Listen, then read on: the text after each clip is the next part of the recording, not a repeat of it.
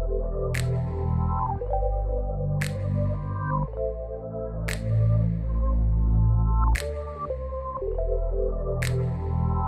alaikum students, welcome to another exciting video of C++ programming।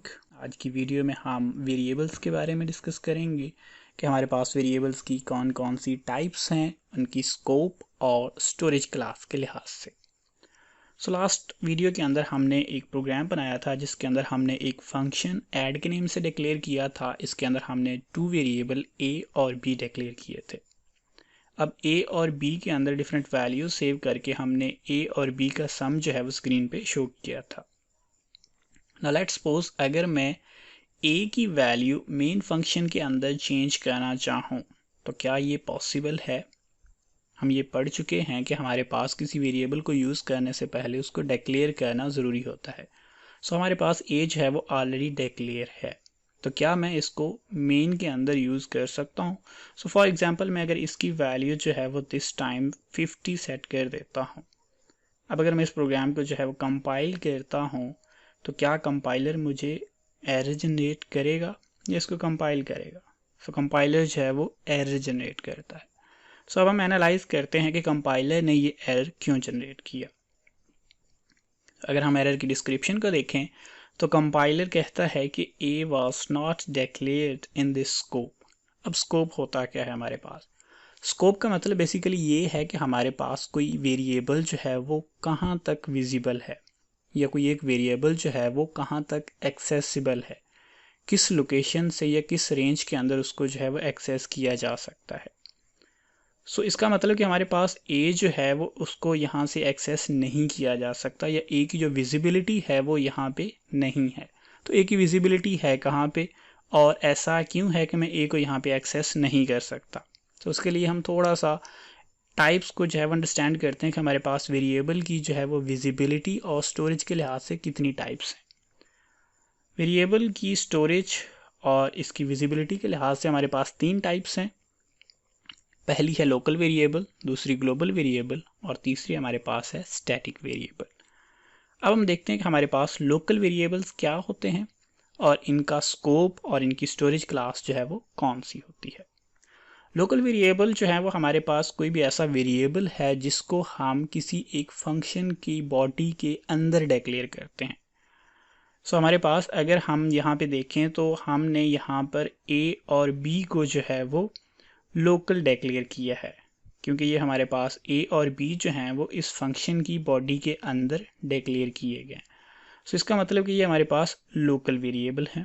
अब हम ये देखते हैं कि इसको हम कहाँ से एक्सेस कर सकते हैं, इसका स्कोप जो है वो हमारे पास क्या है।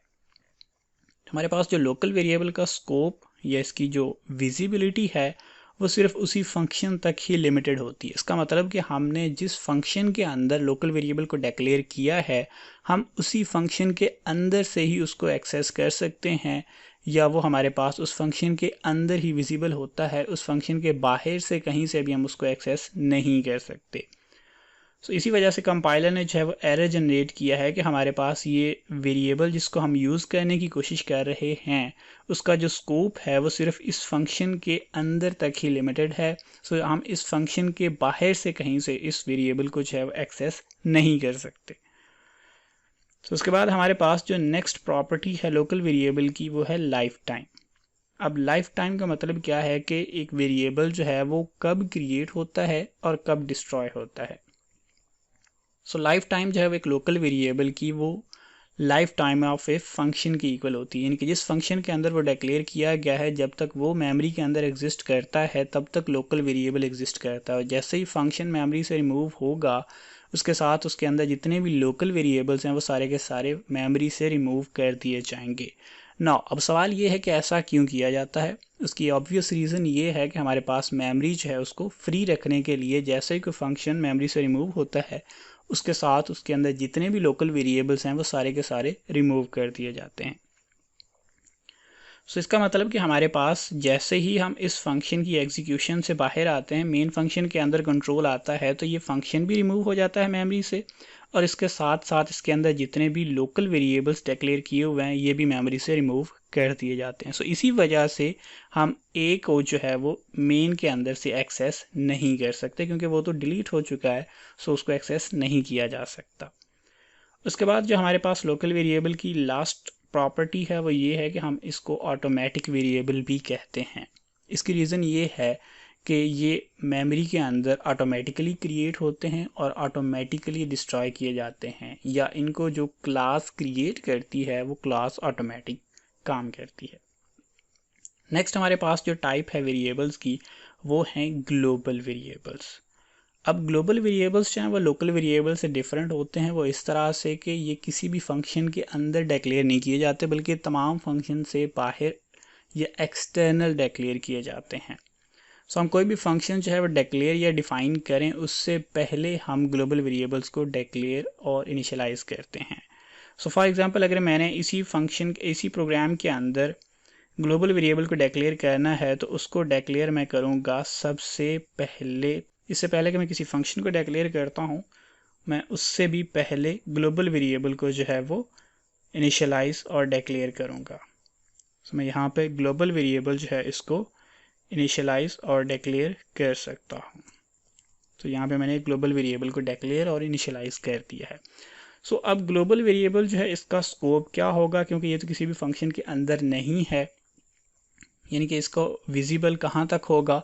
सो इसकी विजिबिलिटी चूँकि ये किसी फंक्शन के अंदर नहीं है, सो किसी फंक्शन के क्रिएट होने से या डिलीट होने से इस पर कोई इफ़ेक्ट नहीं होगा। सो इसलिए जैसे ही प्रोग्राम स्टार्ट होता है ये मेमोरी के अंदर क्रिएट हो जाता है और तब तक मेमोरी के अंदर रहता है जब तक प्रोग्राम जो है वो मेमोरी के अंदर मौजूद है। सो इसकी लाइफ टाइम जो है वो equal to lifetime of program है, और इसकी जो एक्सेसिबिलिटी है वो हम इसको किसी भी फंक्शन से एक्सेस कर सकते हैं। सो हम इसको चाहें तो हम इसको ऐड से एक्सेस कर सकते हैं, और अगर हम चाहें तो हम इसको मेन फंक्शन से भी एक्सेस कर सकते हैं। सो अगर मैं चाहूँ तो इसकी वैल्यू जो है वो मैं ऐड के फंक्शन से भी चेंज कर सकता हूँ। फॉर एग्जांपल मैं इसकी वैल्यू जो है वो ऐड के फंक्शन के अंदर चेंज कर देता हूँ। यहाँ पे मैंने इसकी वैल्यू जो है वो चेंज करके 60 रख दी। इसी तरह से मैं इसकी वैल्यू जो है वो अगर मेन के अंदर भी चेंज कर दूँ तो कंपाइलर जो है वो मुझे कोई भी एरर जो है वो जनरेट नहीं करेगा, क्योंकि ये एक्सेसिबल है ऑल ओवर द प्रोग्राम। तो फॉर एग्जांपल यहाँ पे मैंने इसकी वैल्यू जो है वो 30 सेव कर दी। अब अगर मैं इसी प्रोग्राम को एग्जीक्यूट करता हूँ तो कंपाइलर जो है उसको कोई इशू नहीं है, क्योंकि ग्लोबल वेरिएबल का जो स्कोप है वो पूरे प्रोग्राम के अंदर से होता है। तो ये प्रोग्राम जो है वो एग्जीक्यूट हो चुका है। इट मीन्स कि ग्लोबल वेरिएबल की कहीं से भी एक्सेस पे कोई इशू नहीं है। सो ग्लोबल वेरिएबल को हम एक्सटर्नल वेरिएबल भी कहते हैं। उसकी रीज़न ये है कि ये तमाम फंक्शन से एक्सटर्नली डिक्लेयर किए जाते हैं, जिसकी वजह से इनको एक्सटर्नल वेरिएबल भी कहा जाता है। जो थर्ड टाइप है हमारे पास वेरिएबल्स की वो है स्टैटिक वेरिएबल्स या स्टैटिक लोकल वेरिएबल्स। ये डिक्लेयर तो किसी फंक्शन के अंदर ही किए जाते हैं और एक्सेस भी उसी फंक्शन के अंदर से ही होते हैं। सो इनका जो स्कोप है वो इक्वल टू लोकल वेरिएबल है, लेकिन इनकी जो लाइफ टाइम है वो equal to lifetime of a program है, यानी कि ये एक बार जो है वो डिक्लेयर ये क्रिएट होंगे मेमोरी के अंदर, उसके बाद ये दोबारा कभी भी मेमोरी के अंदर क्रिएट नहीं होंगे और ना ही प्रोग्राम के अंदर कहीं पे भी ये डिस्ट्रॉय होंगे। जब तक प्रोग्राम चलेगा ये मेमोरी के अंदर एग्जिस्ट करेंगे, लेकिन एक्सेस ये सिर्फ उसी फंक्शन के अंदर से ही होंगे। जो एक डिफरेंस होगा वो सिर्फ यही है लोकल वेरिएबल के अंदर डिक्लेरेशन में कि हम कीवर्ड जो स्टैटिक है वो वेरिएबल की डेटा टाइप से पहले यूज़ करेंगे। सो अगर मैं किसी वेरिएबल को स्टैटिक बनाना चाहता हूँ तो मुझे उसके लिए सिंपली उस वेरिएबल की डेटा टाइप से पहले स्टैटिक का कीवर्ड जो है वो यूज़ करना है। फॉर एग्जांपल यहाँ पे मैं एक और वेरिएबल जो है वो स्टैटिक लोकल वेरिएबल जो है वो डिक्लेयर करना चाहता हूँ, तो उसके लिए मुझे स्टैटिक कीवर्ड यूज़ करना पड़ेगा। उसके लिए सेम वैसे ही जैसे मैं नॉर्मल वेरिएबल जो है वो डिक्लेयर करता हूँ, तो इस तरह से मैं एक स्टैटिक वेरिएबल जो है वो डिक्लेयर कर सकता हूँ। अब ये वेरिएबल n जो है वो एक्सेस तो सिर्फ इसी फंक्शन के अंदर से होगा, लेकिन ये एक बार क्रिएट होगा और चाहे ये फंक्शन डिलीट भी हो जाए तब भी ये मेरे पास मेमोरी के अंदर एग्जिस्ट करेगा। सो इसका बेनिफिट क्या है? इसका बेनिफिट तब होता है हमारे पास जब हम किसी वेरिएबल की वैल्यू को नेक्स्ट एग्जीक्यूशन के अंदर या दोबारा जब किसी फंक्शन को कॉल करना चाहते हैं तो हम नहीं चाहते कि उसके अंदर जो वेरिएबल था उसकी वैल्यू हमसे लॉस हो जाए। सो किसी वैल्यू को प्रिजर्व करने के लिए हम स्टैटिक वेरिएबल जो है वो यूज़ कर सकते हैं। इसका फ़ायदा ये है कि हम एक वेरिएबल की लाइफ टाइम जो है वो equal to life of a program तो कर सकते हैं, लेकिन एक्सीडेंटली जो है किसी दूसरे फंक्शन से ये वेरिएबल एक्सेसिबल नहीं रहता। सो हम गलती से भी इस वेरिएबल को किसी दूसरे फंक्शन से एक्सेस करके इसकी वैल्यू जो है वो चेंज नहीं कर सकते। सो तमाम एडवांटेजेस जो हैं वो लोकल वेरिएबल की और ग्लोबल वेरिएबल के इसके अंदर जो है वो कंबाइन हो जाते हैं, लेकिन मेमोरी जो है ये रिजर्व रखता है। सो मेमोरी फ्री नहीं होती हमारे पास। अब अगर हम कंपैरिजन करें कि लोकल, ग्लोबल और स्टैटिक वेरिएबल का, तो हमारे पास कुछ इस तरह से एक टेबल जो है वो बनता है कि हमारे पास लोकल, स्टैटिक लोकल और ग्लोबल वेरिएबल हैं। विजिबिलिटी की बात करें तो लोकल की जो विजिबिलिटी है वो फंक्शन के अंदर तक ही है, स्टैटिक लोकल की भी विजिबिलिटी फंक्शन के अंदर तक ही है, लेकिन ग्लोबल जो है ये पूरे प्रोग्राम के अंदर कहीं से भी एक्सेस किया जा सकता है, ये पूरे प्रोग्राम के अंदर विजिबल होता है। अगर हम लाइफ टाइम की बात करें तो लोकल की जो लाइफ टाइम है वो फंक्शन की लाइफ टाइम के इक्वल है, स्टैटिक लोकल की जो लाइफ टाइम है वो प्रोग्राम के लाइफ टाइम के इक्वल है, और जो ग्लोबल की लाइफ टाइम है वो प्रोग्राम की लाइफ टाइम के इक्वल है। इनिशियलाइजेशन की बात करें तो लोकल वेरिएबल जो है उसको कंपाइलर खुद से इनिशियलाइज नहीं करता, स्टैटिक लोकल और ग्लोबल वेरिएबल्स जो है वो कंपाइलर खुद से ज़ीरो वैल्यू पे इनिशियलाइज कर देता है।